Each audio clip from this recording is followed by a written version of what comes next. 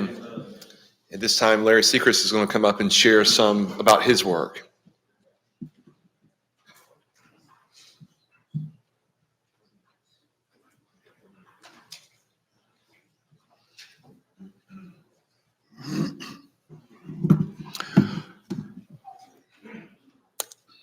Bueno. I think I'd rather give this in Spanish, but I think I'll go ahead with my English. I am thankful very much for the opportunity to share with you this morning. It is a privilege. It is an honor. I'm amazed at the different forms in which missions takes place. You have short-term missions. You have long-term cross-cultural missions. You have missions that you have to be a little bit undercover. You have missions. It takes a lot of different forms. And I'm just so thankful to the Lord to be able to participate in this extension of the gospel, especially at my age of life. My wife and I began to contemplate returning to Peru. We began in Lima, Peru. It was 1974. Our first child, Jonathan, was born in Peru. He's technically Peruvian. And our second son was conceived there. So we go back quite a ways. And from Peru, we went on to Puerto Rico. This is a long story, but this is a condensed version. We spent time in Florida and then South Carolina. I became the director of a short-term medical mission outreach. And that's another form of missions. And I continued in that capacity for about 14 years. And I was in charge of sending out teams, also fundraising. But at one point, I really became tired of golf tournaments and 5K races and fundraising and all of this. I really wanted to get back into the work of missions, to preaching the word. And at that point, though, I was 65 years old. And what happens at that point? I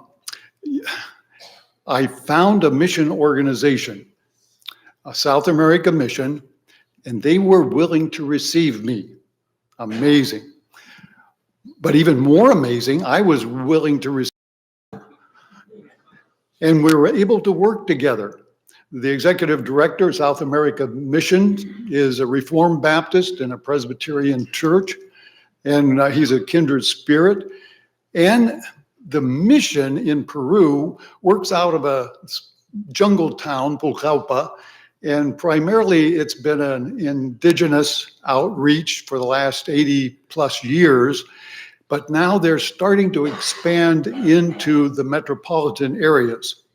And they allowed me to stay in Lima and to do that which we felt led to accomplish. We arrived, it was October, I believe, 2015. This was really interesting. We had sold our house, cars, everything. We moved on to Lima. It was to go to Lima and die in Lima. We still might die in Lima, but dying is a long process. We moved, we packed everything up.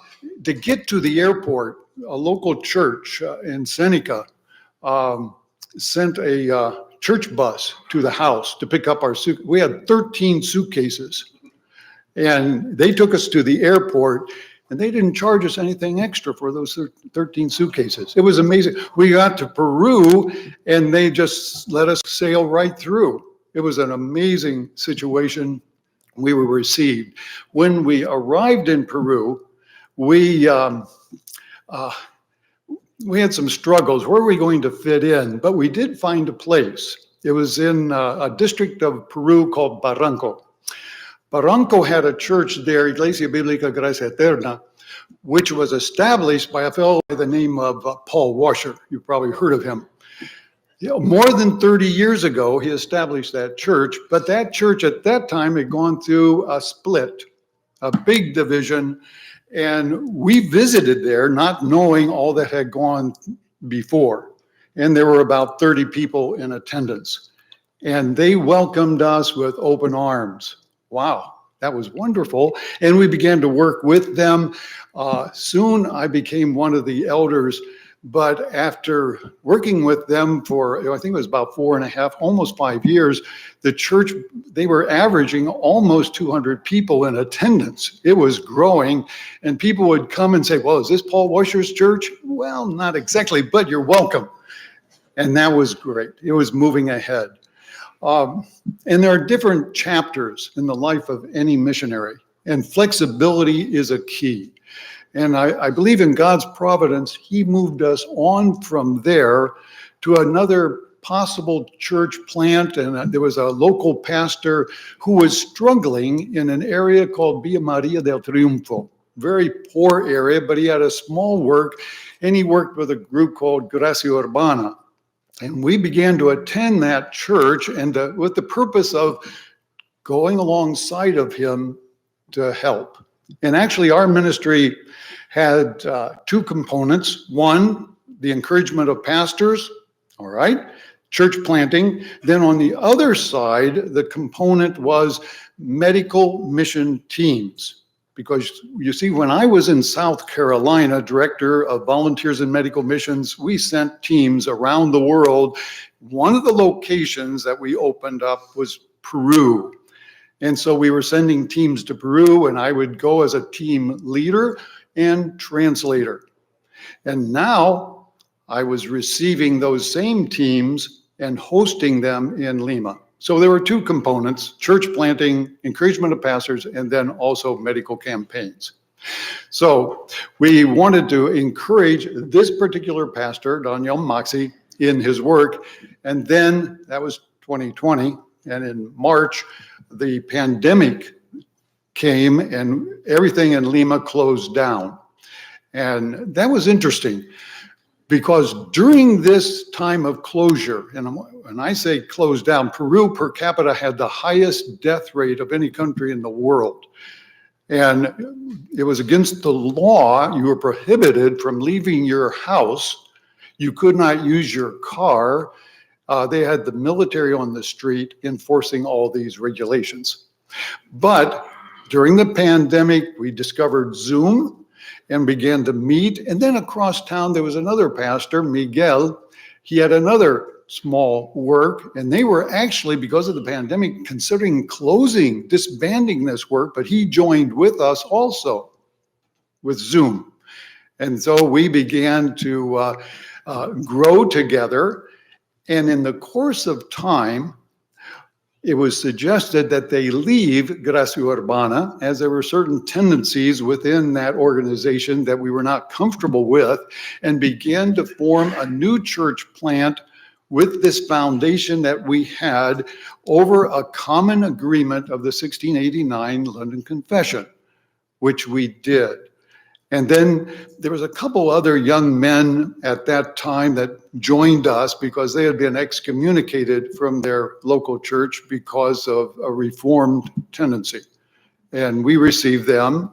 And this continued on, and a new church was established.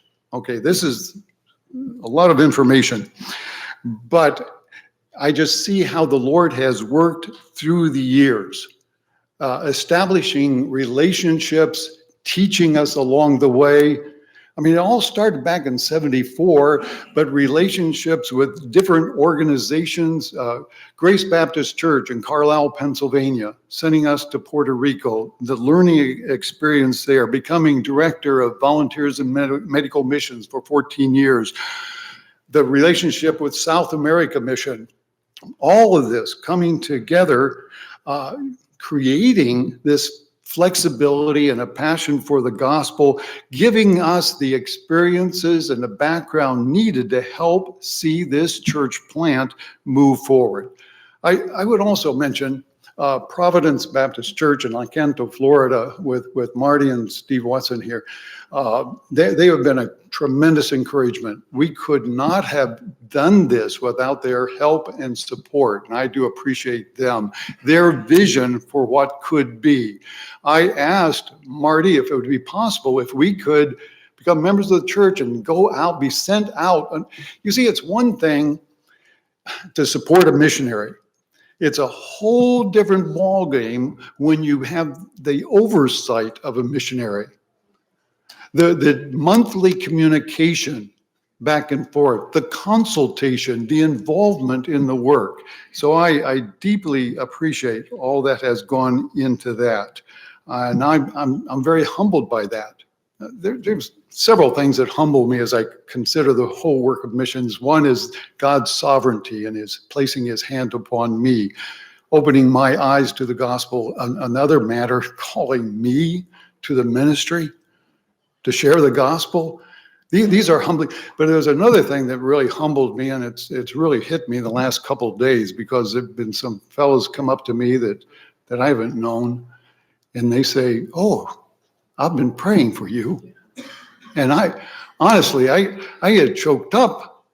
I can't believe this, but people are upholding us in prayer. I send out these newsletters and somebody's actually reading them.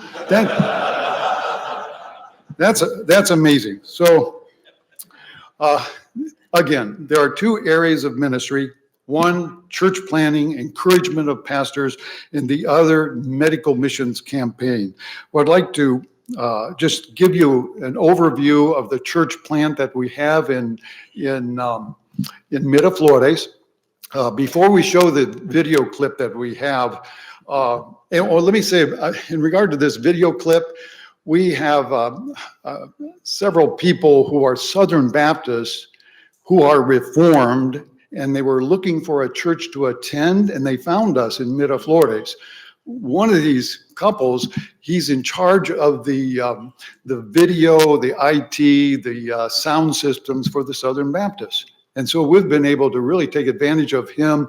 And I asked him, would it be possible for me to give a report and you to illustrate it or put it into a video? And he said, that'd be no problem. So I wrote the script. My wife corrected it. And we sent it over to Chuck. And he received my photos, and he put in some video. And so that is the presentation that came from him. But I would mention, you'll see Miguel in this, and Jorge and Danielle. This all centers around them, their vision for the church. They are the leaders. It is their church. I am there to give counsel, direction, help, and support. During this time, we were concerned about two of the men who were just barely making it, and they were very discouraged. And here I really stepped out on a limb. I consulted with Marty and others how to do this properly, but we wanted to subsidize them for a period of time to help them get their feet on the ground, to help them, and to provide an example for the church about pastoral support. All right. For example, there was Jorge, and he had experience with computers, was working in a computer store. He knew how to repair computers, but he worked 6 days a week, 13 hours a day, and he made $500 a month. And he could barely survive on that. And then there was Miguel, who was working as a taxi driver, delivery person. In Peru, if you're living, property is really, really expensive, so he had to build on top of the family structure as a third floor up, and they built, but he had no doors in the house that they were building, the little apartment on top, no handrails on the stairs going up, no doors, no windows, but they had a structure, and that's where they were staying. And we wanted to help them, so we were able to raise funds. And I just put out one letter, consulted with Marty, and individuals, churches, and I want to thank those who have participated with this. But through the course of time, we raised about $15,000 to distribute to these men. Miguel paid off his car, put windows in the house and a door, and he's really better established now. Jorge has left his job, has invested, got a driver's license, has a car now, and he's also making deliveries. He's doubled his salary. So we're giving them a jump start, and it's been an example toward the church, because as the funds were received, we funneled it to the church. The church gave them the funds, and it was open. Now, are there pitfalls? Yes, because a missionary does not want to be seen as a sugar daddy or a man with deep pockets. And there are dangers, and we're aware of those. So there was a starting point and a stopping point, and we're moving forward. Well, that's some of the background, and I'll introduce you now to Miguel, Daniel, and Jorge, and then I'll just give you a brief update after this as in regard to the medical outreach that will be coming up. All right? We'll show the video. Peru is a South American country bordered on the west by the Pacific Ocean and on the east primarily by Brazil, Bolivia, and a portion of Colombia. The Peruvian capital is Lima, with a population of nearly 12 million people. The principal language is Spanish, spoken by 82% of the population, with Quechua, Aymara, and other indigenous languages making up the rest. Peru is a beautiful country of many contrasts, from the desert coastal area to the majestic Andes to the colorful Amazon basin. Bonnie and I live in Lima and have as our primary focus the establishment of a church plant in the easily accessed district of Miraflores. This initiative began during the pandemic, when two smaller works, one pastored by Daniel Maxi and the other by Miguel Jimenez, decided to recognize and unite to form a new Reformed Baptist church. The first meetings were via Zoom, and the virtual group began to grow, adding another leader, a Venezuelan immigrant, Jorge Rodriguez. I was the fourth leader of that group and have been with them from the beginning. The two Liminian pastors and Jorge Rodriguez, the Venezuelan, have all had some significant seminary training. Daniel is working on his MDiv from the Southern Baptist Theological Seminary. Jorge is married to Yelismar, and they have two children. Miguel is married to Angie, and they also have two children. He works as a delivery person and a part-time taxi driver. Daniel works at a bank and is married to Rosemary, and they have two daughters. In November of 2020, the church began to meet in person, and by the end of 2021, we were looking for a larger place to meet. We are now meeting in a 16-story office building on the 15th floor in Miraflores. On Sunday, we have the entire building to ourselves and have room to accommodate 100 people. As a church, we do have doctrinal distinctives. We are a Reformed Baptist church and hold to the 1689 London Confession. We have seen that people are hungry for the Word of God, taught in an expository manner. The result is that people will cross Lima from the east, south, and north to find us, some of them traveling as much as 2 hours for the Sunday morning service. We have also been able to establish two benevolent ministries supported by the church. Every Saturday morning, we have an outreach in a very poor area of Lima called Luces de Villa Maria del Triunfo. This is a community that is very needy and isolated, located on a hill overlooking the city and accessible only by climbing precariously steep and uneven stairs with no guardrails. A breakfast is provided for the children, followed by Bible classes and then a special study for the mothers or guardians at noon. We also have an outreach outside the Children's Hospital in Breña, located in the center of Lima, to minister to parents and siblings of children admitted to the hospital. These family members sleep in pup tents on the sidewalk across from the hospital entrance. The gospel is presented to these people, members of the team pray with these families, and food items are distributed. This ministry began weeks after Pastor Jorge Rodriguez's 9-year-old daughter was diagnosed as a type 1 diabetic. She was admitted to the hospital in Breña mid-August 2021, running blood sugars in the mid-500s, and in far worse shape than when my wife was diagnosed a type 1 in 1968 before we were married. This was an emotionally wrenching time for us and especially for Jorge and Yelismar. Paulita is now doing very well. Her parents are making an amazing effort to control her glucose levels. It is amazing how opportunities to present the gospel and minister to others are often spawned out of frowning providences just like this. I would also mention the development of our small group ministry. The church presently has 6 small groups which meet in various homes. These Bible studies involve answering pertinent questions from the passage we're studying, as well as looking at various parallel passages that help us understand the text. I have a printout of the passage, questions, parallel passages, and a few quotes from favorite contemporary pastors and theologians. The participation has been extraordinary. It is not unusual for a study to conclude around 9:45, but the fellowship often continues until 11:45 or even midnight. In addition to this, we also have a monthly ladies' meeting in our home. This is structured much like our study groups and provides instruction by my wife, Rosemary Maxi, the wife of Pastor Daniel, and Flor Galvez, an educator who came to us from a Reformed church in Venezuela. This is an introduction to our church, Iglesia Bíblica Gracia y Verdad. We would covet your prayers as we and the brethren there strive to see this church firmly planted and growing.